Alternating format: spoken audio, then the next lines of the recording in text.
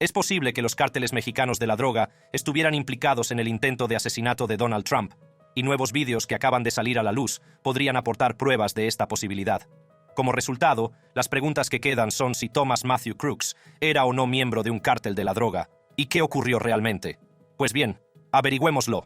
Los capos de la droga en el meeting de Trump lo cambian todo. Según información clasificada, Donald Trump está haciendo preparativos para enviar escuadrones armados de Estados Unidos a México, con el fin de eliminar a los jefes de los cárteles de la droga en caso de que regrese a la Casa Blanca. Asimismo, Trump ha hecho declaraciones públicas en las que expresa su voluntad de combatir el problema del fentanilo en Estados Unidos, haciendo la guerra a las bandas criminales responsables de alimentar el problema. Sin embargo, el presidente Trump aún no ha revelado todo el alcance de sus planes, que, según detalles filtrados, implican el despliegue encubierto de fuerzas de operaciones especiales a las que se encomienda el asesinato de capos de la droga. Además, esto podría llevarse a cabo con o sin el acuerdo del gobierno mexicano. Según la información clasificada, 3 asociados de Trump han dicho que el presunto aspirante republicano a la presidencia en 2024 ha respaldado en privado las misiones. Esto, a pesar de que aún no ha tomado una decisión sobre aspectos específicos precisos, como el número de soldados estadounidenses que serían desplegados en territorio mexicano. En reuniones con su círculo más cercano, el presidente Trump habría argumentado que el ejército de Estados Unidos tenía asesinos más duros que ellos, y ha cuestionado las razones por las que no se han llevado a cabo este tipo de matanzas en el pasado. Asimismo, Trump habría afirmado que matar a los cabecillas de los cárteles más poderosos mermaría gravemente sus operaciones y su capacidad para hacer llegar narcóticos a Estados Unidos. Durante estas charlas, Donald Trump contrastó la propuesta con la operación militar que autorizó en 2019 y que llevó al asesinato de Abu Bakr al-Baghdadi, el jefe del Estado Islámico. Según una fuente, Trump fue citado sugiriendo que el gobierno de Estados Unidos necesitaba establecer una lista de asesinatos de capos de la droga, que sería enviada a fuerzas especiales de Estados Unidos. Durante su campaña, Trump había expresado anteriormente su deseo de hacer un uso apropiado de las fuerzas especiales, la guerra cibernética y otras acciones abiertas y encubiertas para infligir el máximo daño a los líderes, la infraestructura y las operaciones de los cárteles. Según el libro escrito por Mark Esper, quien fue el anterior secretario de Defensa, el presidente Trump también contempló la idea de utilizar misiles para lanzar ataques contra los laboratorios de drogas propiedad de los cárteles cuando estaba en el cargo. Aunque la proposición no fue tomada en consideración, parece que la idea de emprender acciones militares en México gana cada vez más adeptos entre los legisladores republicanos. El gobernador de Florida, Ron DeSantis, se ha comprometido a que algún día daría la orden para que tropas especiales invadan México el primer día.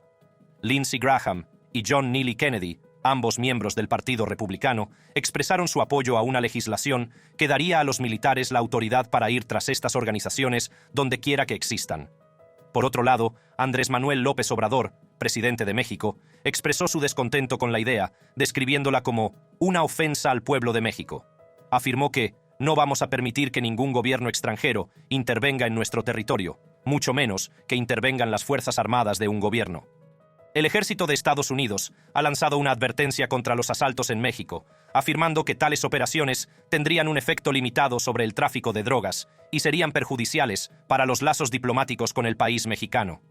El año pasado, el general Mark Milley, que anteriormente había sido jefe del Estado Mayor Conjunto de las Fuerzas Armadas de Estados Unidos, advirtió de que sería un error invadir México. No recomendaría que se hiciera nada sin el apoyo de México. Además, tras el atentado contra el expresidente, se ha afirmado que las autoridades del servicio secreto están aconsejando a la campaña de Donald Trump que se abstenga de celebrar mítines al aire libre. La medida, de la que ha informado el Washington Post, se produce tras la dimisión de Kimberly Chittle, directora del servicio secreto. La dimisión se produjo después de que tanto demócratas como republicanos la sometieran a un acalorado interrogatorio ante un comité del Congreso por los aparentes fallos de seguridad previos al atentado contra Trump.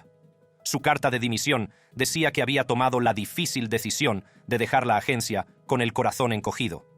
También reconocía que la agencia se quedó corta en su labor de proteger a los líderes de nuestra nación, en alusión al incidente de Butler. Además, la campaña de Trump no planea más actos al aire libre y, en su lugar, está tratando de reservar lugares cubiertos, incluidos estadios de baloncesto. Según el medio de comunicación, el equipo de Trump podría haber preferido lugares al aire libre antes del incidente debido a su mayor capacidad para dar cabida a grandes multitudes para eventos. Además, durante un mitin que tuvo lugar el sábado en un estadio de Grand Rapids, Michigan, el presidente Trump pareció expresar su descontento por el hecho de que algunos de sus seguidores se quedaran fuera. Asimismo, desde el inicio de su primera campaña para la presidencia, Donald Trump ha organizado cientos de mítines al aire libre que se han convertido en festivales para sus seguidores más devotos. Estas reuniones han incluido fiestas en los portones traseros y vendedores de productos de campaña y recuerdos relacionados con Trump. Además, The Post informa de que los ayudantes de Trump habían informado al servicio secreto de que la campaña de reelección para 2024 tenía la intención de organizar actos multitudinarios y que necesitarían seguridad y medios adicionales para llevar a cabo estas actividades. Sin embargo, se cree que la agencia rechazó las peticiones, alegando falta de recursos como motivo de su decisión. En caso de que Trump organice ahora mítines en lugares más seguros, como estadios deportivos, la campaña incurrirá en más gastos como consecuencia de estos actos. En el lugar del mitin de Butler, donde se produjo el intento de asesinato, había claras líneas de visión hacia el escenario que se extendían mucho más allá de su perímetro de seguridad. Estas líneas de visión incluían el tejado, que es donde el sospechoso, Thomas Matthews Crooks, disparó aproximadamente 7 veces antes de morir abatido por los francotiradores del servicio secreto.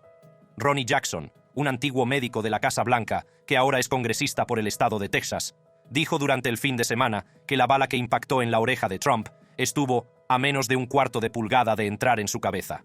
Además, el secretario de Seguridad Nacional, Alejandro Mayorkas, ha designado a Ronald Rowe, director adjunto del Servicio Secreto, como director en funciones del Servicio Secreto hasta que se elija a un sucesor permanente. En el otro lado, la cuestión que hay que responder es si la estrategia de Trump de demoler los cárteles de la droga tendrá éxito o no si es reelegido, o si es o no una teoría conspirativa más. El plan de Donald Trump para destruir a los cárteles de la droga. A pesar de que el fentanilo y las muertes por sobredosis siguen azotando a Estados Unidos, el expresidente Trump aseguró que los ataques contra los cárteles mexicanos de la droga siguen absolutamente sobre la mesa. Jesse Waters, el presentador de Jesse Waters Primetime en Fox News, tuvieron una conversación en la que discutieron cómo su gobierno responderá a la oleada de narcóticos provenientes de la frontera sur y los cárteles de la droga que los están fabricando en grandes cantidades. México. ¿Siguen sobre la mesa los ataques contra el cártel?, preguntó Waters al respecto. Trump respondió absolutamente a la pregunta y añadió: México va a tener que enderezarlo muy rápido, o la respuesta es absolutamente. Están matando a 300.000 personas al año con el fentanilo que entra. Trump dijo que había llegado a un acuerdo con el presidente chino, Xi Jinping, para ejecutar a cualquiera que nos envíe fentanilo. Y añadió: ya sabes, China tiene la pena de muerte para los traficantes de drogas, etc. Y yo dije: son traficantes de drogas. Estuvieron de acuerdo conmigo. Él estuvo de acuerdo conmigo. Pena de muerte para los traficantes de drogas. Pena de muerte para las personas que envían fentanilo a nuestro país. Y eso habría hecho una gran diferencia. El fentanilo y otros opioides sintéticos han sido responsables de la muerte de más de 1 millón de personas desde el año 2000, según declaraciones de la secretaria del Tesoro de Estados Unidos, Janet Yellen, al presentador de Your World en Fox News. Se refirió a las muertes causadas por el fentanilo y las sobredosis como una tragedia humana, y dijo que hacer frente a la epidemia es una prioridad absoluta para la administración del presidente Joe Biden y otros organismos gubernamentales. Asimismo, los Centros para el Control y la Prevención de Enfermedades de Estados Unidos estiman que cada día una sobredosis de opioides se cobra la vida de unas 115 personas en el país. El presidente de Estados Unidos dijo que se le permitirá a México una pequeña cantidad de tiempo para vigilar su frontera. Estoy seguro de que no lo van a hacer bien, y entonces verán cómo empieza la acción. ¿Y saben lo que va a pasar? Vamos a tener un montón de gente viviendo. Están matando a 300.000, 350.000. No 100.000 o 90.000. Me gustaría decir 100.000. Eso es mucha gente. Eso es 2 estadios de los Yankees. ¿De acuerdo? Están matando a 300.000 personas, quizá más que eso, y destruyendo familias. Incluso en el caso de que no haya víctimas mortales, están arruinando familias. La madre de J.D. Vance, que sufría adicción a la heroína, no habría vivido si el fentanilo hubiera entrado por la frontera hace 20 años, según Vance. Le dijo a Waters: no creo que mi madre estuviera aquí. Y es una gran abuela para sus 3 nietos, y es tan bueno verla feliz y saludable. pero muchas familias no tienen esa oportunidad de una segunda oportunidad debido a ese veneno que Biden está dejando entrar en el país en este momento. Según Vance, el gobierno mexicano está solicitando que el presidente Trump tome medidas contra los cárteles de la droga, ya que estos contribuyen a la desestabilización de su nación y obtienen ingresos de miles de millones de dólares. Ya no van a ser un país de verdad, dijo Vance a los periodistas. Se van a convertir en un narcoestado a menos que consigamos controlar esto. Además, J.D. Vance dijo en una entrevista que se emitió en NBC News que el presidente de Estados Unidos debería tener autoridad para enviar al ejército estadounidense a países latinoamericanos para dar caza a los cárteles de la droga. Quiero facultar al presidente de Estados Unidos para que utilice el poder del ejército estadounidense para perseguir a estos cárteles de la droga. Y añadió, tenemos que reconocer que el gobierno mexicano está siendo, en muchos sentidos, desestabilizado por el flujo constante de fentanilo. Por la cantidad de dinero que están ingresando los cárteles de la droga, dijo que ha tenido conversaciones con oficiales de la Drug Enforcement Administration, que creen que sus ingresos anuales se han multiplicado por 14 solo en los últimos años. Eso demuestra lo que, en mi opinión, pueden hacer las malas políticas fronterizas, dijo para concluir. De acuerdo con declaraciones del gobernador de Florida, Ron DeSantis, expresó su apoyo al uso de la fuerza letal contra los migrantes que sean acusados de introducir narcóticos a Estados Unidos. Además, el senador Tim Scott de Carolina del Sur, también republicano, ha dicho que enviaría tropas especiales de Estados Unidos para luchar contra los cárteles. El senador Lindsey Graham, republicano por Carolina del Sur, dijo en Fox News que era hora de poner a México sobre aviso y etiquetar a algunas bandas de narcotraficantes en México como grupos terroristas extranjeros. En el otro lado, sigue habiendo una oposición generalizada entre los demócratas a la idea. El representante Henry Cuellar, demócrata de Texas, transmitió a Axios que se opone a la noción de ataques militares en México, describiendo el concepto como poco realista. Asimismo, el senador Sherrod Brown, demócrata por Ohio, fue cuestionado por Todd en una entrevista sobre si una frontera segura con México sería suficiente para evitar la entrada de narcóticos. Fue Brown quien dijo, «Necesitamos una frontera segura». Además, añadió, «Y necesitamos que el Congreso realmente trabaje junto en eso, no solo demagogia tema tras tema. Pero ni siquiera una frontera segura impide que entren estas cosas, ni nuestras sanciones significarán que no se produzca ninguna. De nuevo, es todo lo anterior. Es tratamiento, es trabajo policial, sanciones, es protección de fronteras, es todo eso. Ahora, la cuestión que hay que responder es si el tirador que intentó matar a Donald Trump estaba o no relacionado con los cárteles de la droga en México. El vídeo de la muerte del tirador de Trump revela nueva información. El senador Chuck Grassley, de los Estados Unidos de América, publicó un video que muestra las secuelas de la muerte a tiros de Thomas Crooks. Tras el intento de asesinato del expresidente Donald Trump el pasado 13 de julio, Grassley exigió en X respuestas y responsabilidades a los responsables. Según la grabación que subió Grassley, republicano por Iowa, se puede ver el cuerpo de Crooks en lo alto del edificio, desde donde descargó su arma. Necesitamos respuestas detalladas cuanto antes sobre los fallos de seguridad, escribió Grassley en X. La transparencia lleva a la rendición de cuentas. En el vídeo se ve a una persona vestida con un traje negro y gafas de sol, manteniendo una conversación con miembros de las fuerzas del orden, equipados con armas y con chalecos antibalas. Además, un agente de la ley llama la atención sobre un rifle que está tirado en el tejado, aunque no está claro si pertenece o no a Crooks. El policía, cuya cámara corporal está grabando, dice que un francotirador había observado a una persona que bajaba de una moto y dejaba una mochila en el suelo, pero que había perdido de vista al individuo. La grabación no deja del todo claro si el agente se refiere a Crooks o no. En su carta, Grassley afirma que la grabación se recibió de la Unidad de Servicios de Emergencia del Condado de Beaver en respuesta a las peticiones formuladas por el Congreso. Además, la Oficina del Inspector General del Departamento de Seguridad Nacional ha dicho que ha iniciado 3 investigaciones sobre el suceso, y legisladores del Congreso, tanto demócratas como republicanos, han pedido explicaciones sobre la forma en que Crooks pudo abrir fuego contra un expresidente.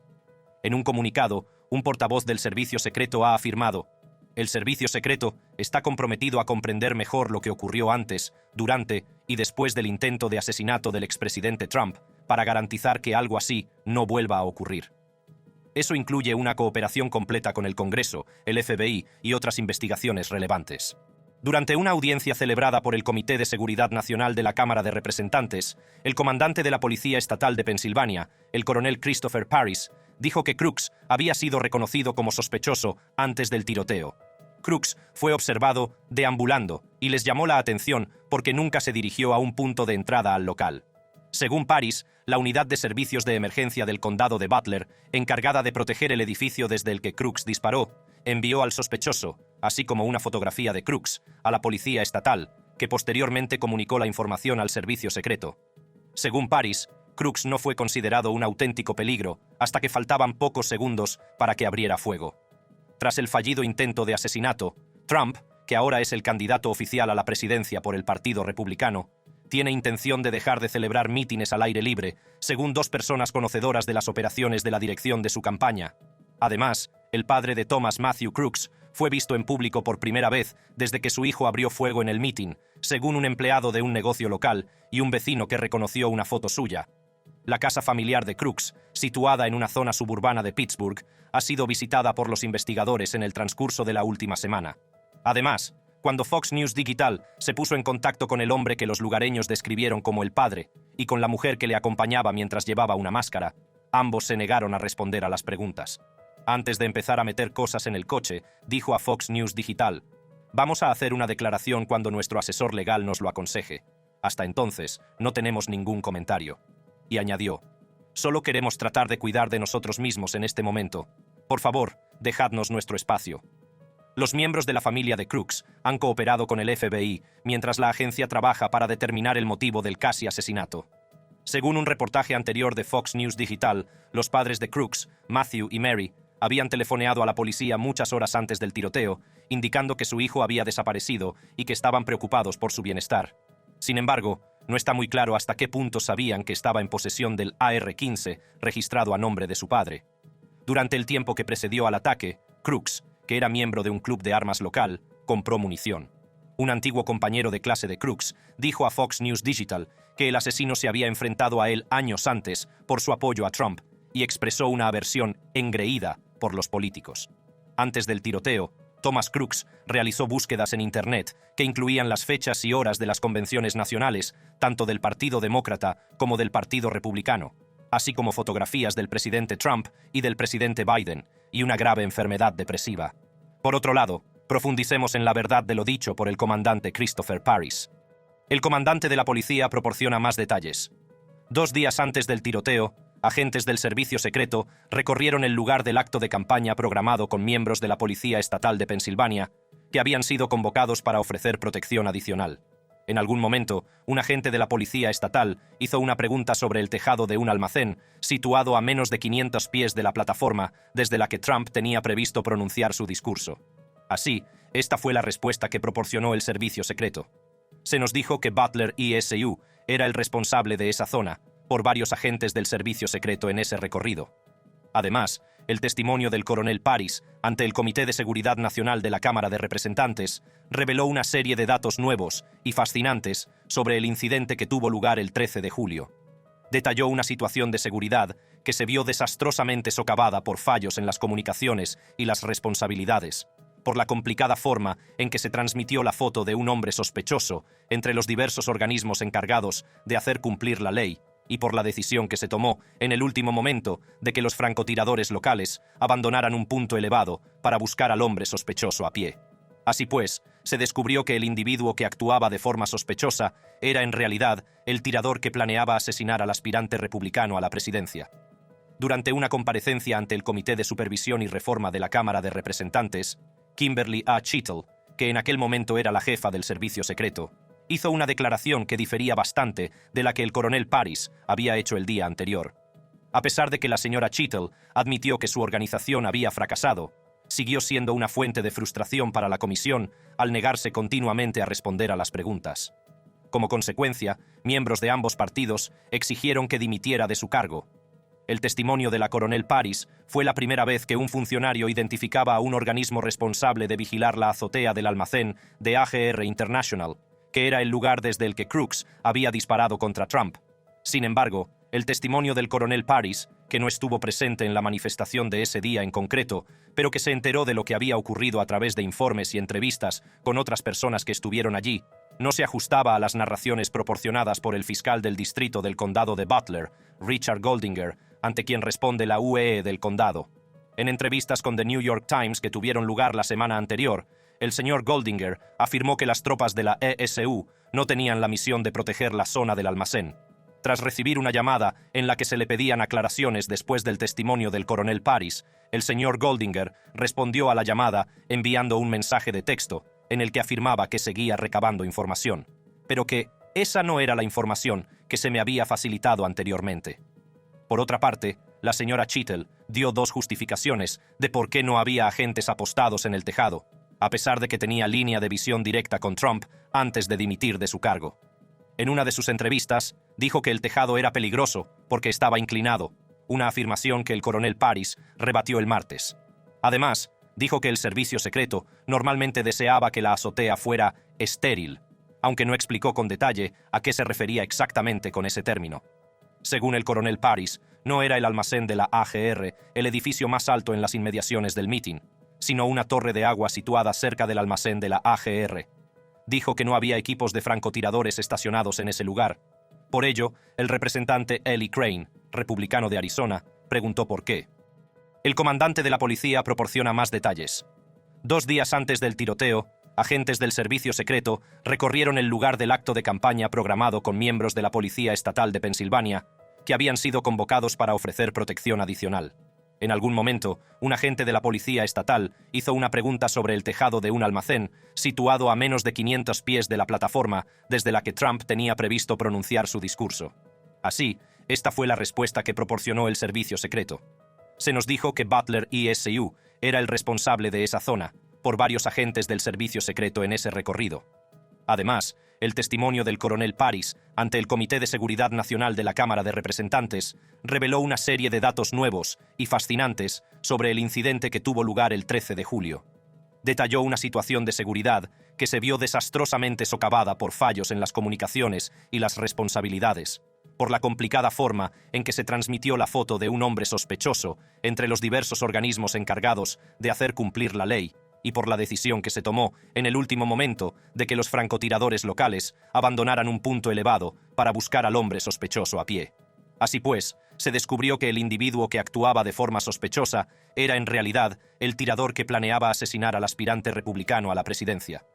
Durante una comparecencia ante el Comité de Supervisión y Reforma de la Cámara de Representantes, Kimberly A. Chittle, que en aquel momento era la jefa del servicio secreto, hizo una declaración que difería bastante de la que el coronel Paris había hecho el día anterior. A pesar de que la señora Chittle admitió que su organización había fracasado, siguió siendo una fuente de frustración para la comisión al negarse continuamente a responder a las preguntas. Como consecuencia, miembros de ambos partidos exigieron que dimitiera de su cargo. El testimonio de la coronel Paris fue la primera vez que un funcionario identificaba a un organismo responsable de vigilar la azotea del almacén de AGR International, que era el lugar desde el que Crooks había disparado contra Trump. Sin embargo, el testimonio del coronel Paris, que no estuvo presente en la manifestación de ese día en concreto, pero que se enteró de lo que había ocurrido a través de informes y entrevistas con otras personas que estuvieron allí, no se ajustaba a las narraciones proporcionadas por el fiscal del distrito del condado de Butler, Richard Goldinger, ante quien responde la UEE del condado. En entrevistas con The New York Times que tuvieron lugar la semana anterior, el señor Goldinger afirmó que las tropas de la ESU no tenían la misión de proteger la zona del almacén.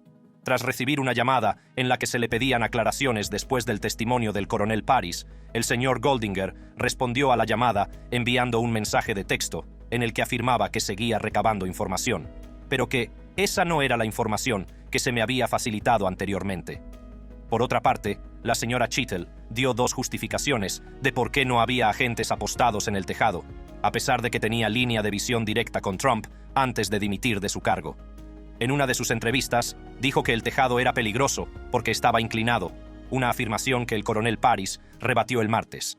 Además, dijo que el servicio secreto normalmente deseaba que la azotea fuera estéril, aunque no explicó con detalle a qué se refería exactamente con ese término. Según el coronel Paris, no era el almacén de la AGR el edificio más alto en las inmediaciones del mitin, sino una torre de agua situada cerca del almacén de la AGR. Dijo que no había equipos de francotiradores estacionados en ese lugar. Por ello, el representante Eli Crane, republicano de Arizona, preguntó por qué.